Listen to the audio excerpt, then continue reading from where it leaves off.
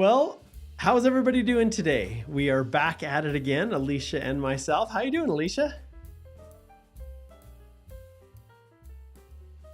Oh, let's see. I have got no audio from you, Alicia, for some reason. Let's see what's going on here. I'm going to turn this off. For some reason, I've got no audio. Can you hear me okay, Alicia? That is why can I not hear you? There's a first.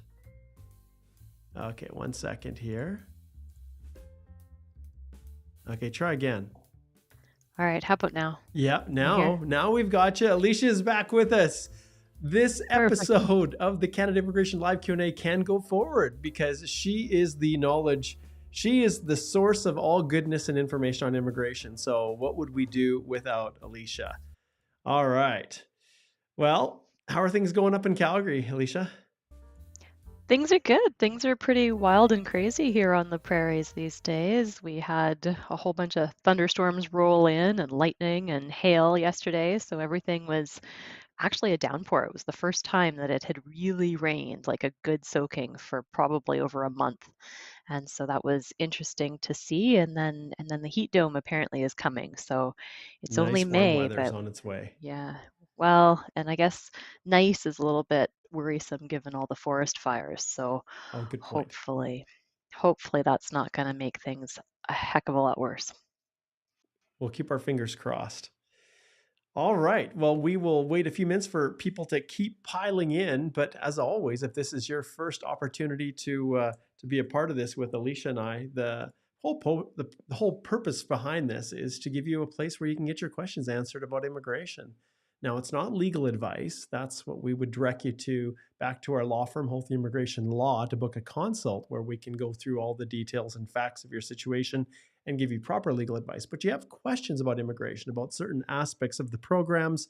It is open season today. And every Thursday at noon, this is where we meet right here on the Canadian Immigration Institute, wherever you're watching. Hopefully LinkedIn is connected in, and YouTube and Facebook and Twitter and all points in between. So we always ask you at the beginning to let us know where you're tuning in from, locations, and saying hello. We love to hear from past clients and past attendees of our Canadian Immigration Institute, the various DIY courses that we have. And as always, some of you may have realized that the podcast, the Canadian Immigration Podcast, is another great resource for information on Canadian immigration, as well as the various blog posts that we have on our website. So there's an unbelievable amount of content about all aspects of immigration, and we'd encourage you to check out those sources as well. Now, Alicia, maybe you can tell our viewers what is going to give them the greatest chance of getting their question answered if they post it in the comment section. So we're here to answer questions that have the widest reach possible. So for people who have a general query that is going to apply to other people who are facing a similar situation. So we want to make sure that we're trying to provide legal information that's going to direct people and help people when they're going through all of their express entry preparations, when they're dealing with other specific immigration law matters in Canada. But if you have a question that's very, very specific to your circumstance or your particular situation, we really, really would like you to book a consultation because we can't provide legal advice. And there's no way that we can do a professional job in answering something that's going to affect your life, your ability to work, your potential for being able to have a successful application. We just don't have enough information from a couple sentences on a live. We would need to actually connect with you and understand what the implications are for you and your application. And you can book a consult through Holthe Immigration Law. We'll talk to you directly and we'll make sure that we're getting all of the key information so we can provide proper legal advice. For the purposes of this Q&A, this is for legal information so we can help as many people as possible. Better pull Alicia in here.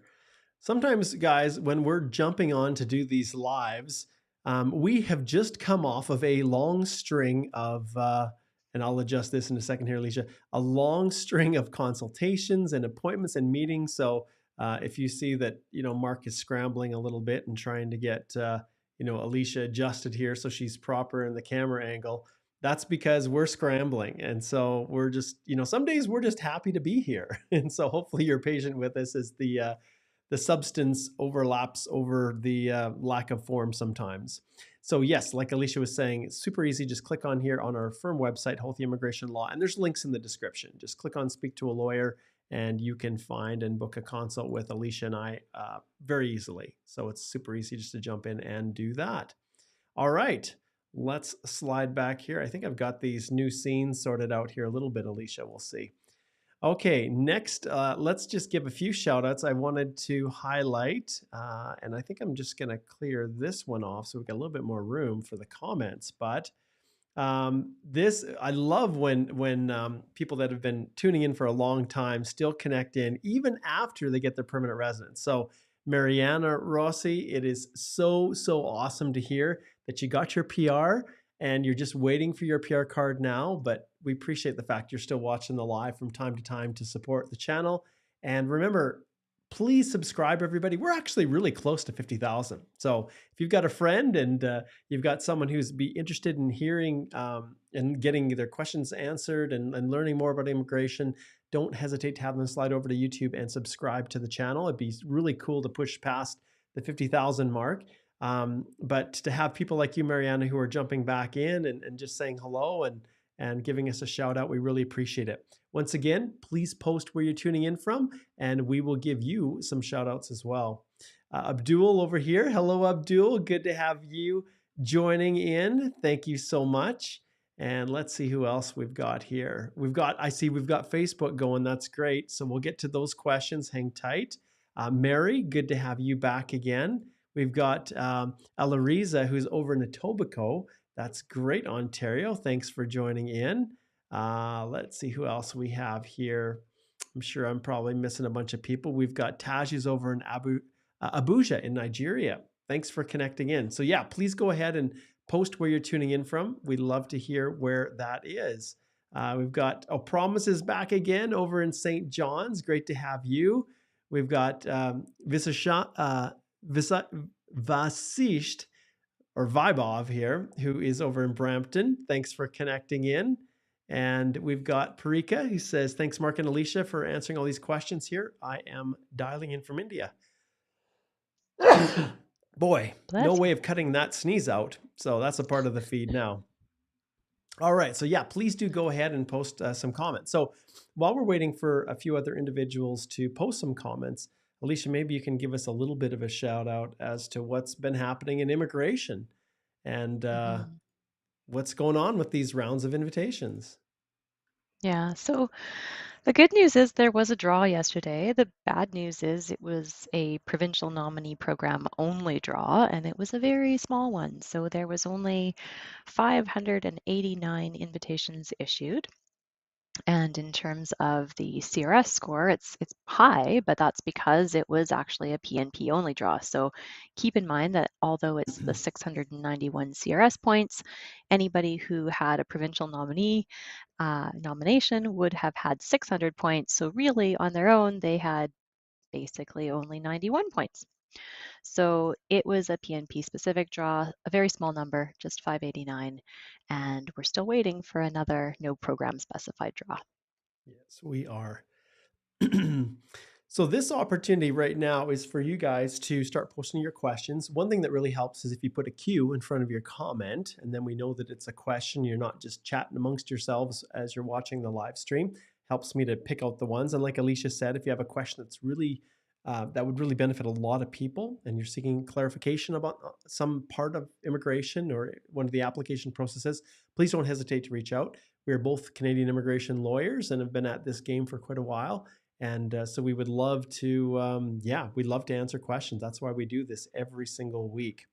All right, while we're waiting for a few people to post more comments, I also want to slide back here, Alicia, and just point out something that's coming up, which is the Canadian Immigration Law Conference.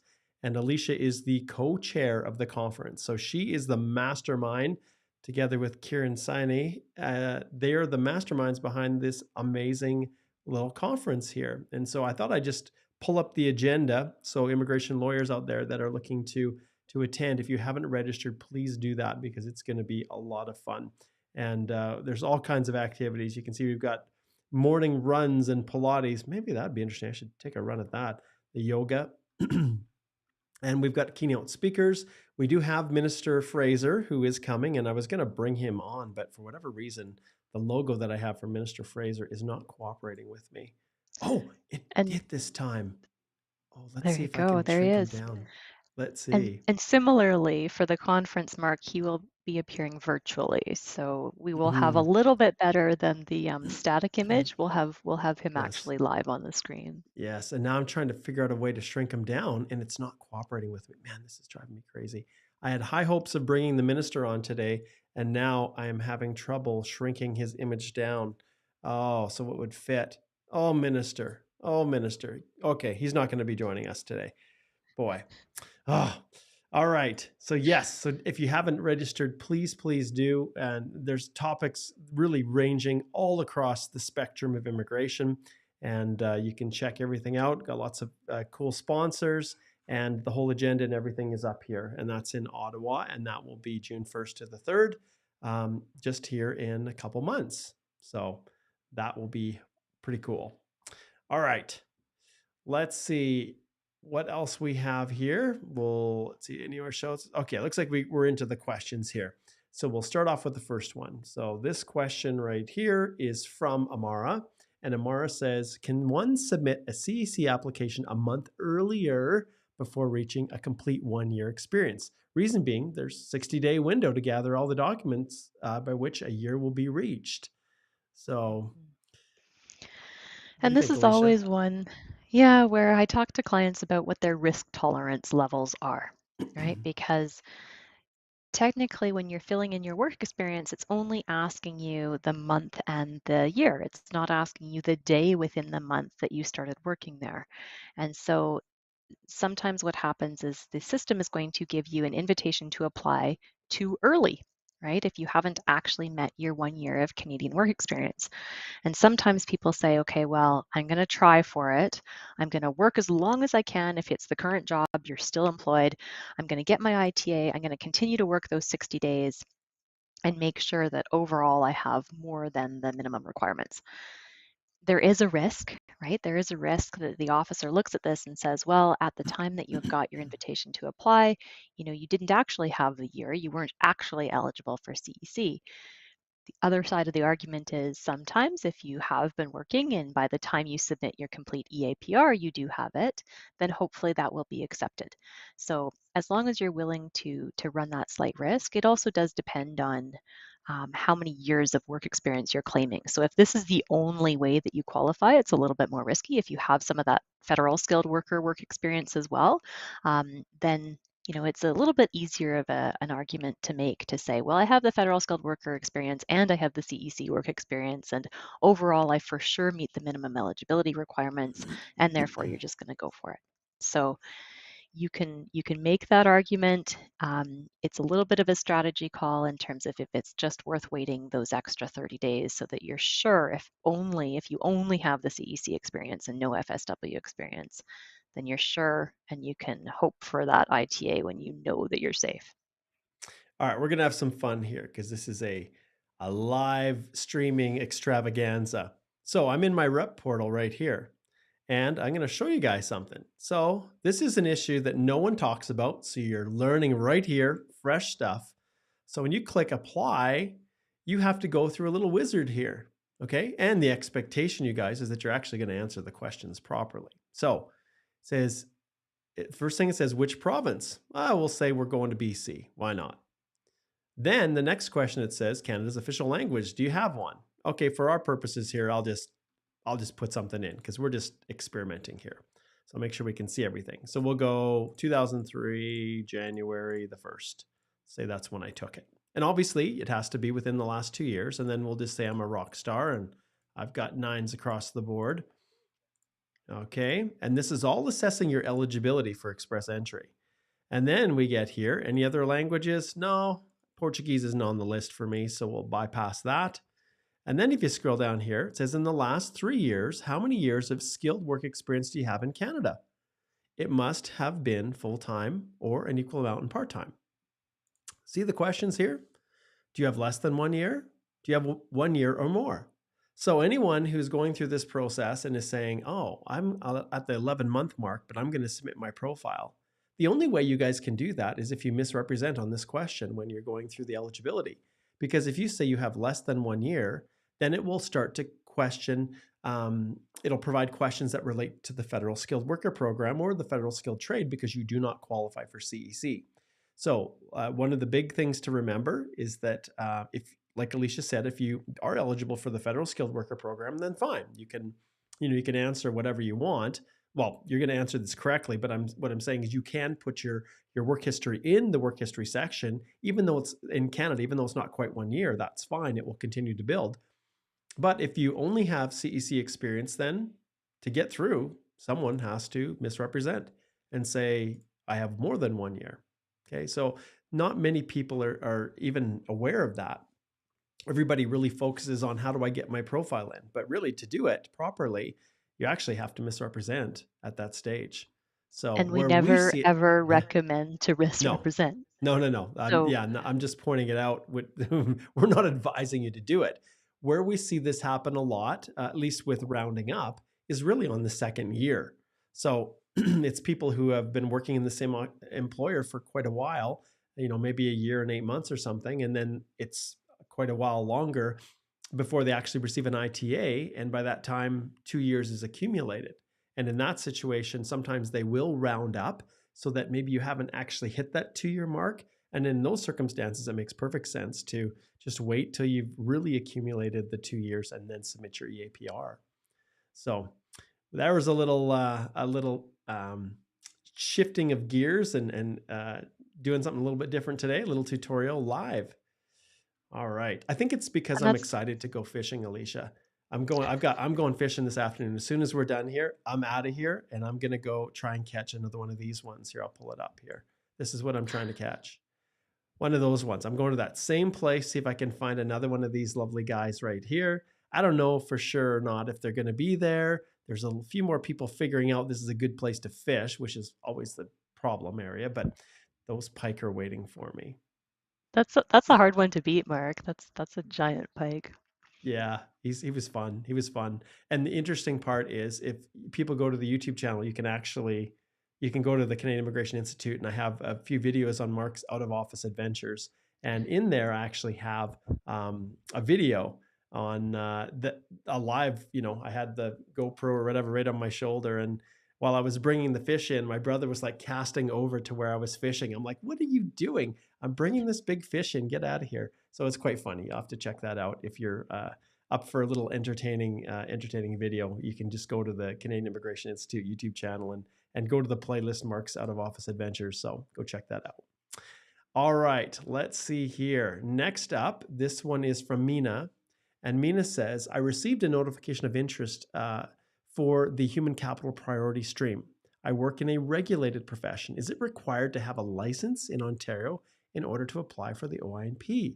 And I see this a lot, Alicia, because there are regulations that, some professions are actually regulated. In other words, you can't actually work in that position unless you have the required certification, whether it's professional, trade, or otherwise. And so we have a lot of people that ask these questions, especially those who are on open work permits, because sometimes employers just hire you anyways and you work and you don't have the necessary regulatory license, etc. So how do you feel about this one, Alicia? And I know Yeah. there's a whole So lot more we need to know about this to really be able to answer Mina and her situation. And we'll ring the bell and say book a consult. But what are your thoughts on this one? yeah. So sometimes there's ways to be in training status, right? So depending on the type of regulated occupation, you might be an engineer in training, or if you're doing like a nurse practitioner program, there might be a training element in that where it's been vetted and properly authorized by your provincial licensing body. So it's difficult to say exactly what stage you're at. But in general, if it's a regulated occupation, the reason it's a regulated occupation is because there is a significant risk to the public to have just anybody walking off the street and doing surgeries, for example. So you want to make sure that you are complying with provincial and federal law in terms of being able to be employed in the occupation that you're practicing. And so it is important also for your employer to make sure that you are properly authorized to practice in your occupation. So even though the Ontario OINP might have a certain set of rules, practically speaking, if you're doing that job and you want to claim that experience or claim a job offer for that role, you will need to show how you will be licensed to be able to do that job, or you're going through the training process and the government or the provincial body has signed off on your ability to do the work.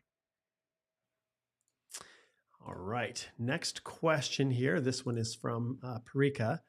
Parika says, "Hi, Mark. I've worked as a software developer, but my current occupation for the past 6 years is as a systems consultant.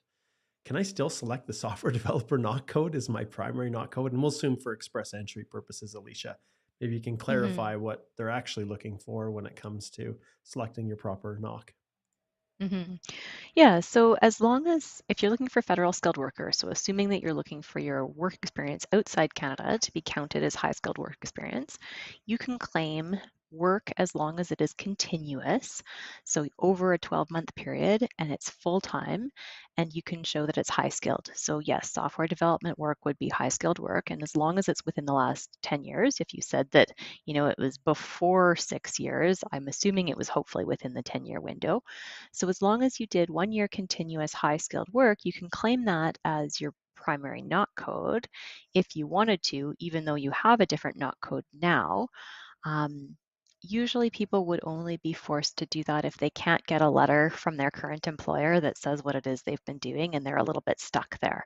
So normally you'd want to claim your primary knock as the job that you can make sure that you can prove, which may involve getting letters of employment from your employer, making sure they're in the proper format, your pay stubs, tax documentation, other supporting evidence to prove that you were doing those job duties. So as long as you meet those minimum eligibility criteria, you can claim it. And then you're also going to want to list in your personal history eventually all of the work that you've been doing, and then look at your work history to figure out which ones of those you can claim to be able to claim the right number of points based on what you think is going to be reasonable in terms of actually getting documentation from employers. Perfect. Okay, next one is from I am Diego. I think Diego was a past attendee of the Express Entry Masterclass, which I'll also give a little shout out here for that, which is coming up. So if you go to the link in the description below and you go to our immigration courses, you will see that the Masterclass is going to be coming up here in just a short period of time. There we go. May the 22nd to the 25th. And now is actually the perfect time to register. And I see we've got a bunch of people piling in already to the course, which the masterclass is going to be a lot of fun. But there are over 10 hours of video content in this that you should have the time and take the time to watch before the masterclass. You get access to it all immediately.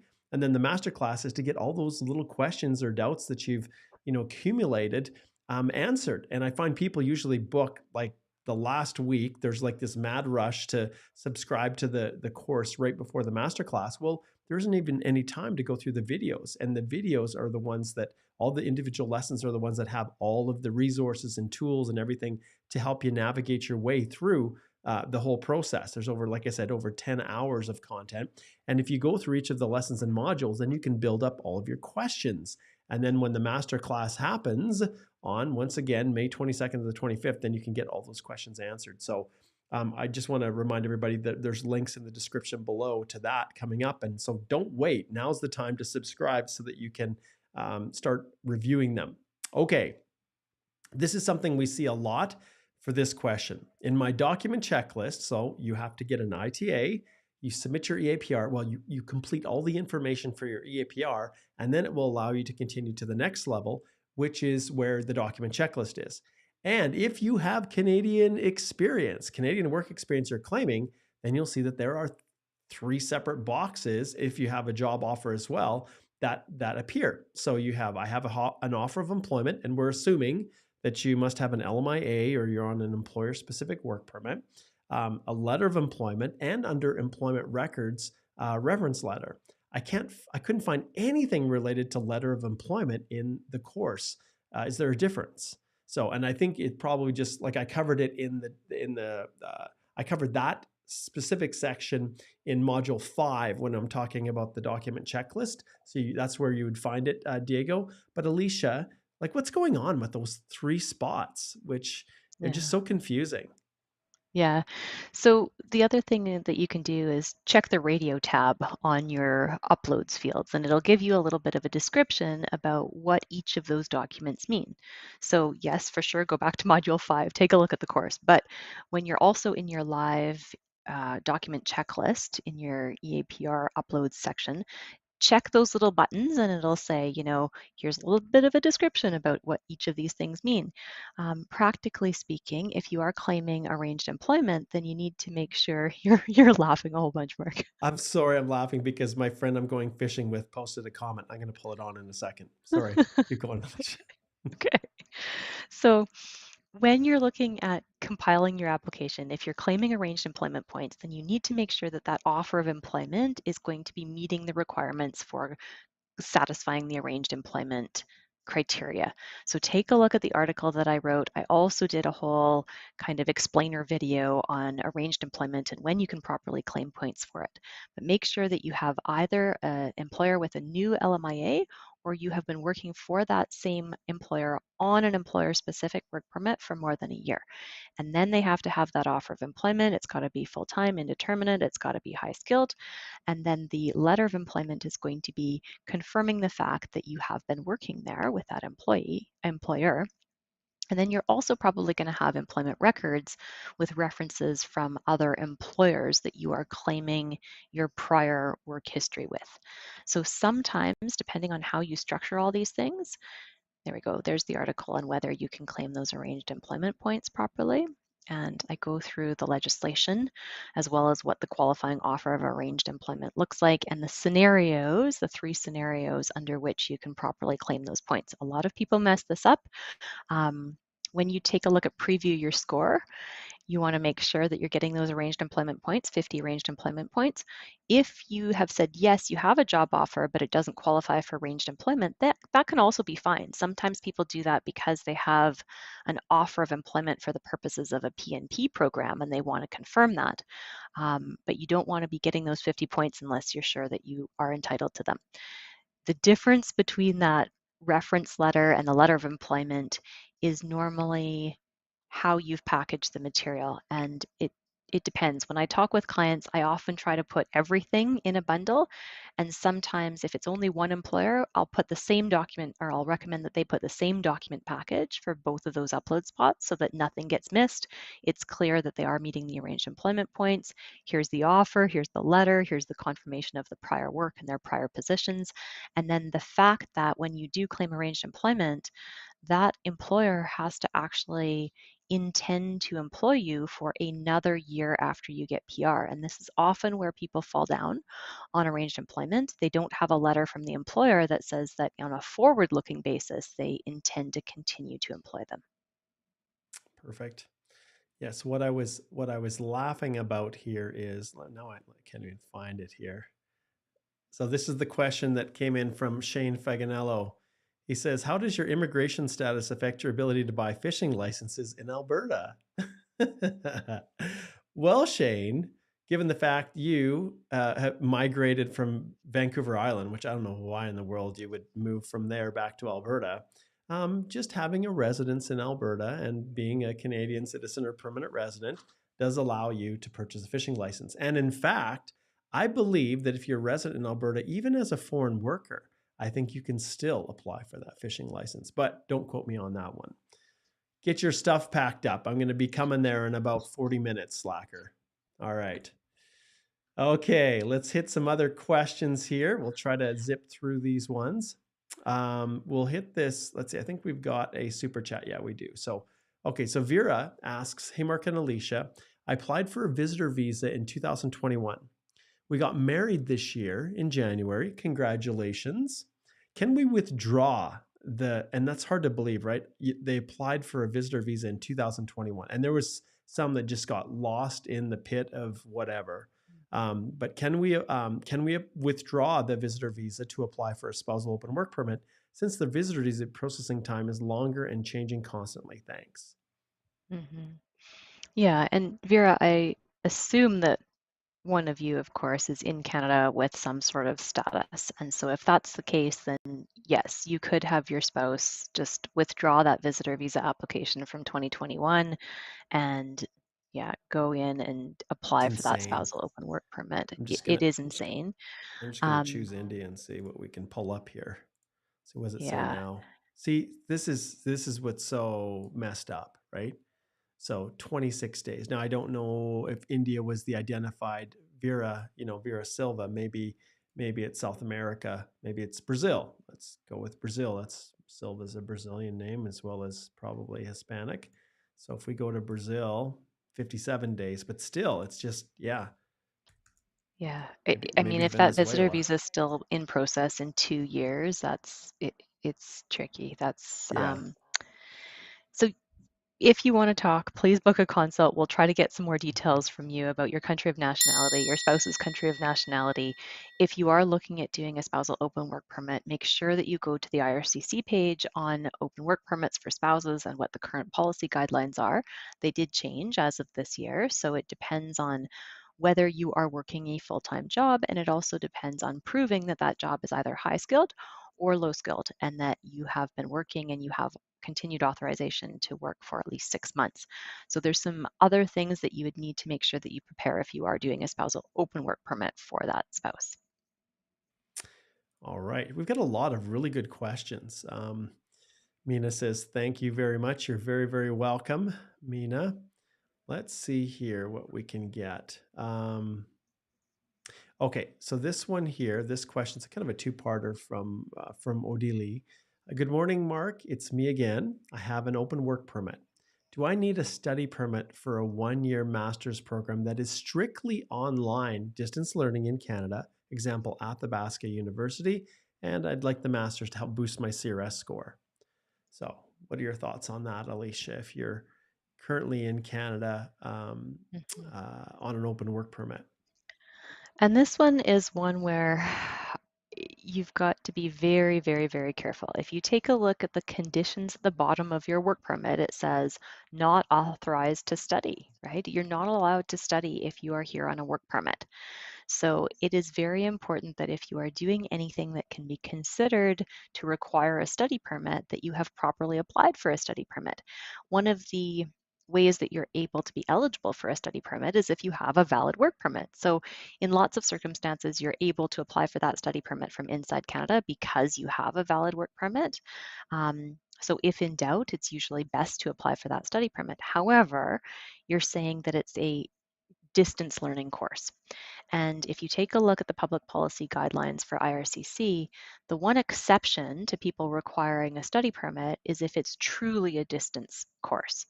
But be really careful about that because immigration says it's considered not to be a distance course the instant that you have to do an in-person exam or go for tutorials or come for any sort of in-person component. And as soon as you do that, they require people to have a study permit for the in-person exam portion or a lab or a tutorial or anything where you physically have to be on campus. So be very careful to make sure that you're not studying without authorization because if you have engaged in unauthorized studies, it can make you inadmissible and it can prevent you from getting your status extended. All right. Next question is Chenille, and it's if my post-grad work permit comes to an end. Oh boy, this is bad advice to start with. If my post-grad work permit comes to an end and I haven't had 1 year of work experience, what are my options thereafter? So this is where once again we'll click the triangle. We'll recommend that you slide over here to our firm website and just click on Speak to a Lawyer and connect in with Alicia here and you can sort out some of the issues. But boy, Alicia, this is something we see so commonly, these one Yeah. year study programs that only allow for a 1 year post grad, and then you can't get a job right away, and you're only accumulated 11 months and you run out of time. hmm So, Chanel, I did write a very comprehensive article on what to do if my status is expiring. And the biggest option usually is to try to find an employer who is going to be able to support a labor market impact assessment. Or if you happen to be able to speak French and that's your language of everyday use, maybe you might be looking at an international, the Francophone Mobility Program, which is under the International Mobility Program, but your employer then would have to do an offer of employment. So there are specific work permits, employer-specific work permits that you might be able to do a change of conditions towards, but it's tough to find that job. So take a look at this article. How long can I stay in Canada after my work permit expires? Um, it's a tricky situation for sure, because it really does depend upon what your prior work experience is, what your prior education history is, your age, your language results, a whole bunch of factors. Are you married? Do you have a spouse? How do their points affect your application as well? And just to remind everyone, right up here on our holthelaw.com website, you can access all of the blogs right here at the top. They're even searchable.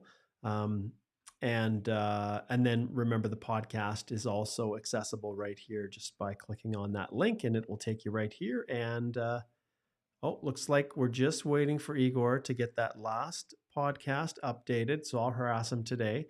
Make sure we get that up to date, our most recent one. Okay, next question. This one is from Mady. And Mady says, it's an FSW question. If you add your spouse after AOR, they ask you to provide proof of genuine relationship, like, for example, pictures of the wedding.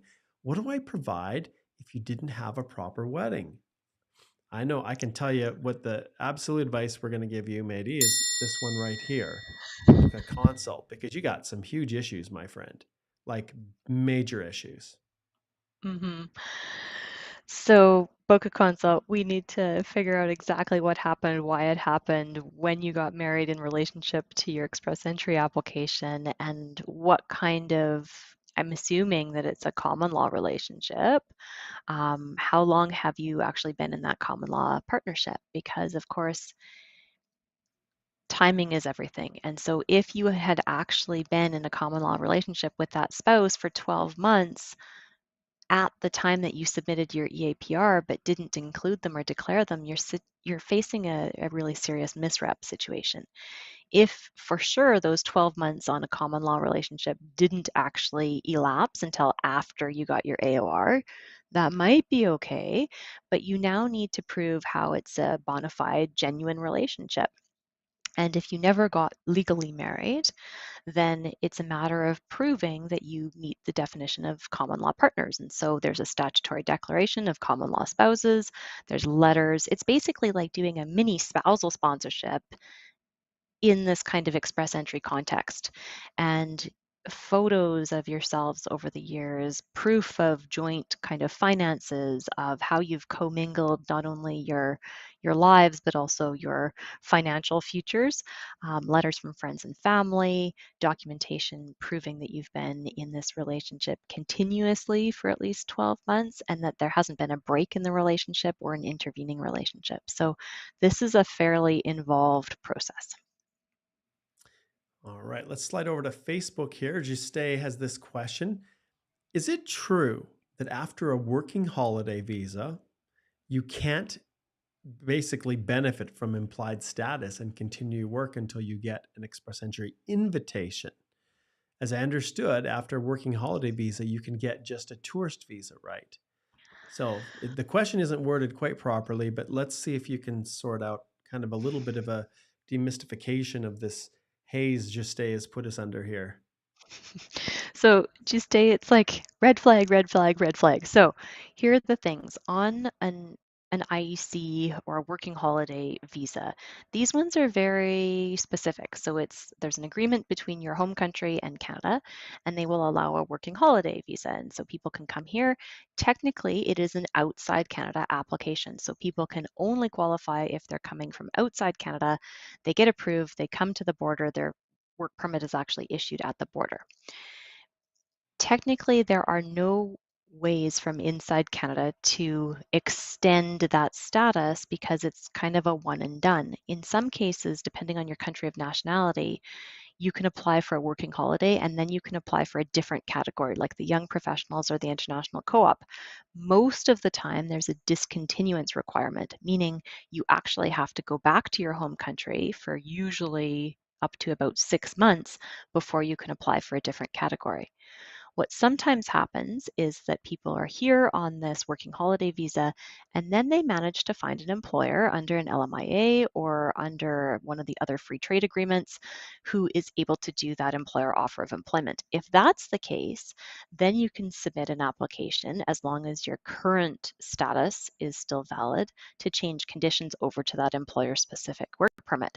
However, technically, you probably have to be very careful about whether you can benefit from implied status. It also depends on whether you have to, whether you're considering leaving the country. So you can't ever have implied status if you've left the country. If you do have a discontinuance requirement and you're looking at a different IEC category, you don't have implied status. So be really careful about what kind of status you're switching to. If you're on a working holiday visa, you could do an application to change conditions to a tourist status. However, there is no ability to work, right? So if you change status from IEC working to a visitor status just because you want to stay here and maybe travel a little bit more, immigration is going to want to understand how you're going to support yourself during that time period. But for sure, there's no ability to continue to work after your initial work permit expires if you're changing to visitor status. Perfect. All right, Promise has got this question, which is really weird. A colleague got his peer application rejected today on the basis that he uses his bank card to pay the application fees for people. Is this really a ground for rejection? So, Promise, this doesn't make a lot of sense because when you're paying the fee at the end of the process, it's either going to accept it or it's not. And you're going to get a receipt or it's not.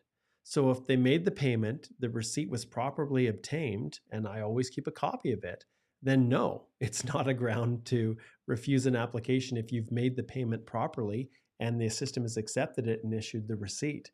So I can't see, Alicia, any like this. It doesn't add up to me.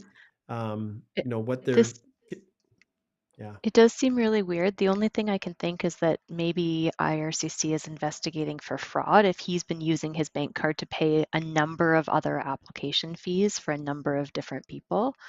That's the only other thing that Well, yeah, and even in those circumstances, there should be a procedural fairness letter that's sent out if there's concerns Mhm, about fraud or things like that. But yeah, Promise, that's very unusual. And, like always, have your friend book a consult with us. mhm. Okay, we're just about out of time here. I was going to stop at 12:45, but we've got so many good questions here. Okay, Hussein says, Mark and Alicia, when I obtained my current passport, oh, I can answer this one quickly. My previous one was retrieved by the ministry, which usually is the case by many countries. Sometimes they'll keep them. How to show proof of my travel history to the immigration officer? Well, you don't have to show visas. It's not a requirement within the express entry process. You don't have to show the stamps in your passport, I guess is what I'm saying. So if you're traveling, you just enter all the travel dates in, and you only need to include copies of your current passport with any stamped or marked pages, not all your previous ones. And the history behind that goes back to a time when express entry and the folks who developed it, in their infinite wisdom, felt that they wanted to require a police clearance certificate for every country that a person had lived in cumulatively over the last 10 years for at least 6 months cumulatively. And so then they would go back if you didn't provide a police clearance certificate for, say, India, and you'd traveled there over 10 years, you'd spend at least 6 months there.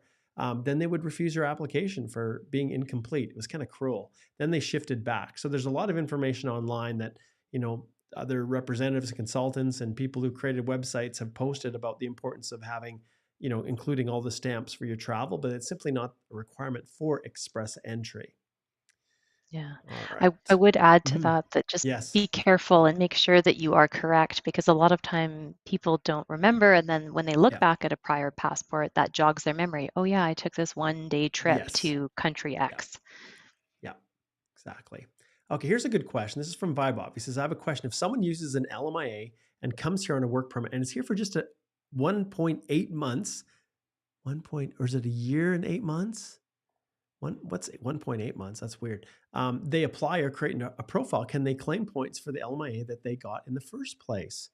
So there's more, probably there's gaps in this one, Bob, and I direct you back to that blog post that Alicia did on what is a job offer.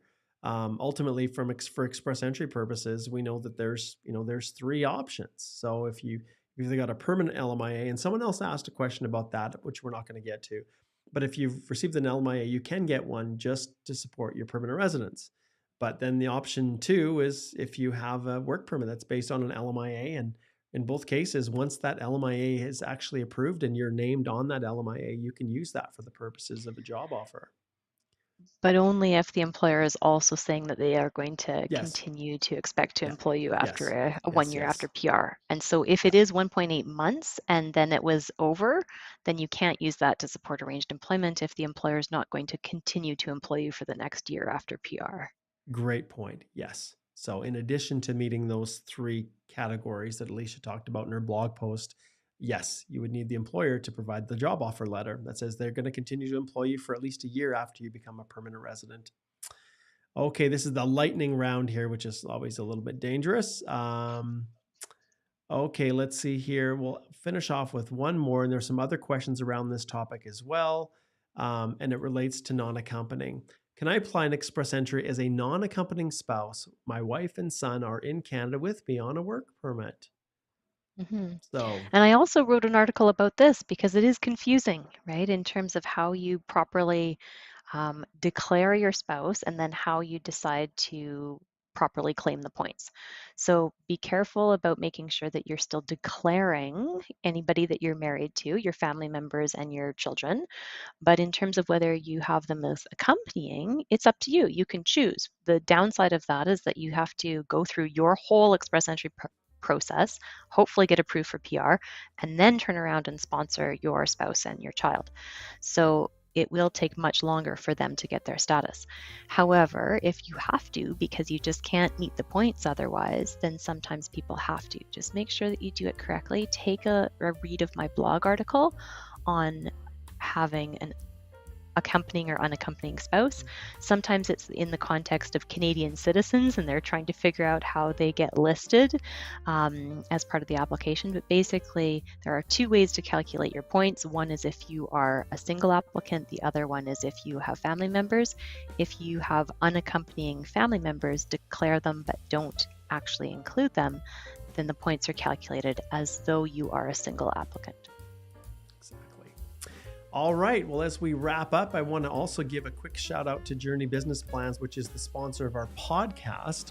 And they are a great supporter of the firm and what we're doing. And so we want to thank them for their support. And we want to thank all of you guys for being here and supporting us. Once again, remember that the Express Entry course right here, the Masterclass, is launching on May the 22nd. And now is the time to jump in, enroll, start reviewing all those lessons.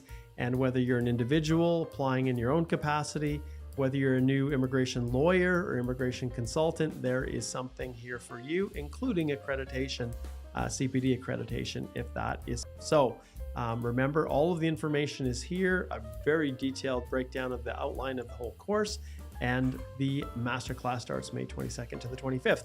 We also have within our courses, you guys, we have other ones in addition, which is the Post-grad for those who are looking to apply for this 18-month Post-grad work permit that's been issued by the minister again, this opportunity. We have our study permit course, and we have our spousal sponsorship. The LMIA one is due for an upgrade and an update, but the content and information there is all still relatively current and accurate. So those are all there available, and we'd love for you to connect in that route as well. And of course, if you've received an ITA and you're going through express entry or even considering permanent residence, don't hesitate to reach out, because we work directly with you through something that we call our direct client to lawyer to client work process. And you can learn more of it just by going to our website, about us, our approach, and here our direct lawyer to client collaboration will explain how that works. And we think it's pretty freaking awesome. So there you go. All right. Thanks so much, Alicia, for joining. And hopefully you are going to be having some good plans like me and Shane catching one of these pike, hopefully today. I'll keep everybody posted on whether or not it actually materializes. But time for me to go. Thanks, everybody. See you later.